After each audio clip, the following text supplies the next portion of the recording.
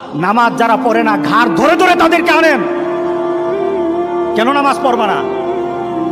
তুমি মুসলমান, এই মুহূর্তে তুমি আমরা এক কাতারে দাঁড়াই। এটা যদি আপনার সন্তান হয়, ধরেন নামাজ পড়তে আসো। রাগ করতেছেন? কঠিন করে কথা বলেছি? আমি কঠিন করে বলি নাই। আমাকে বলানো হয়েছে মুহাম্মদ সাল্লাল্লাহু আলাইহি সাল্লামের কথা কঠিন ছিল নামাজের ব্যাপারে। কেউ যদি আমার কঠিন কথাকে কঠিন হিসাবে নেন, তাহলে রাসূলকে কঠিন বানাতে হবে। রাসূল সাল্লাল্লাহু আলাইহি সাল্লাম বলেছেন, তোমার সন্তান 7 নামাজ শিখাও, তোমার সন্তান 10 নামাজ না পড়লে তার পিটাও। কে বলেছেন? কে বলেছেন? রাসূল বলেছেন। তাহলে রাসূল কঠিন হলেন না? নামাজের ব্যাপারে কঠিন না? নামাজের ব্যাপারে আমরা কখনো সহজ হব না। রাজি আছি তো সবাই ইনশাআল্লাহ? নামাজের ব্যাপারে আমাদের কোনো সহজতা নাই, কোনো কম্প্রোমাইজ নাই, কারোর সাথে আমার সম্পর্ক নাই। নামাজ আছে তো সম্পর্ক আছে, নামাজ নাই আল্লাহর সাথে তার সম্পর্ক নাই, আমার সাথে তার কোনো সম্পর্ক নাই। আমার মাবুদ আমাদের প্রতি রাগ করে আছে, আমাদের মাবুদ আমাদের প্রতি রাগ করে আছে। আমাদের মাবুদকে আমাদেরকে সন্তুষ্ট করতে হবে, সন্তুষ্ট করতে হবে। আমরা আমাদের মাবুদকে রাজি করতে হবে। আমরা তওবার মাধ্যমে আল্লাহকে রাজি করতে আর চেষ্টা হব। গোটা পৃথিবীর মুসলমান আর সময় নাই। সুতরাং আমরা আল্লাহর কাছে প্রাণ বলে আজকে কাঁদি। যারা নামাজ পড়ো না, তুমি টের পাও নাই, মসজিদের দরজা তোমার জন্য বন্ধ হয়ে যাবে। তুমি মনে রেখে দিও, মসজিদের সাথে তোমার সম্পর্ক তোমার হয় নাই, তুমি জান্নাতের দরজাও তুমি খুলতে পারবা না।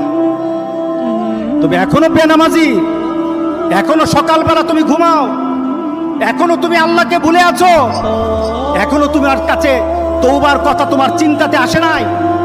তুমি অনেক কিছু হতে পারো, তুমি মুসলমানের কাতারে থাকবা না। তুমি অনেক কিছু হতে পারো, তুমি ইসলামের কাতারে থাকবা না। আমি গতকাল বিকালবেলা মাদ্রাসার মাঠের দিকে যাচ্ছি, এমন সময় একটা ছেলেকে দেখলাম, আমাকে দেখে কেউ দৌড়ে চলে যায়। যেটা আমি মনে করলাম ছেলেটাকে ডাকা দরকার। ছেলের বাবা হতো অন্ধ, ছেলের বাবা হতো বুঝে না, মা বুঝে না, এই ছেলেটা দুজুকের দিকে চলে যাচ্ছে। ছেলের বাবা হয়তো বুঝে না যে আমার ছেলেটাকে আমি ধ্বংস করে দিচ্ছি। আমি ছেলেটাকে দৌড়ে আনলাম, সে ভাগতেছিল। আমি বললাম, এদিকে আয়, ভাগিস না। ছেলেটাকে কাছে এনে বললাম, তুই যে চুলটাকে লাল করেছিস, চুলটা লাল, তোর আব্বাকে বলিস আমার সাথে দেখা করতে। অনেকে চিন্তা করবে, আমার ছেলে যেভাবে চলে আপনার কি? আমার কিছু না, আমার তো কিছু না। আপনার ছেলে যদি হারামি করে, আমার কিছু না।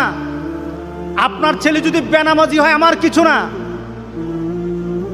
রাস্তায় যখন হাঁটতে বের হই, দেখা যায় ছেলেরা 20-25 জন দাঁড়িয়ে গল্পগুজব করে, 20-25 জন, কিন্তু এই ছেলেগুলি কোনো সময় মসজিদে পাই না আমরা। রব্বুল আলামিন আজকে যারা আমার বাপ, আমার মা, আমার পরিবারের কোনো সদস্য, আমার পরিবারের কোনো ব্যক্তি, যারা নিজেরা নামাজ হয়তো পড়তো, কিন্তু আমাকে নামাজমুখী করে নাই, আমাকে কল্যাণমুখী করে নাই, আমাকে তোমাকে চিনায় নাই, তোমার হাবিবের রেখে যাওয়া কর্মকে বুঝায় নাই। সব বুঝিয়েছে কিন্তু এই নীতি বুঝায় নাই। আল্লাহ সুবহানাহু ওয়া তাআলা বলেন, তোমার ওই সন্তান আমার সামনে দাঁড়িয়ে যাবে, তুমি থাকবা, তোমার সন্তানও থাকবে, আমার কাছে অভিযোগ করবে। এখানে বলা হয়েছে সাদাতানা ওয়া কুবরাআনা, আমার মুরব্বী, আমার নেতা যারা ছিল, তারা আমাকে দিন শিখায় নাই। আবার অপর আয়াতে আল্লাহ বলেছেন, সন্তান দাঁড়িয়ে বলবে, মাবুদ, আমার বাবা, আমার পরিবারের আত্মীয় স্বজন, আমার পরিচিত জন কেউ আমাকে নামাজের কথা বলে নাই, রাস্তা দিয়ে হেঁটে গেছে, আমাকে পরিবর্তনের কথা বলে নাই।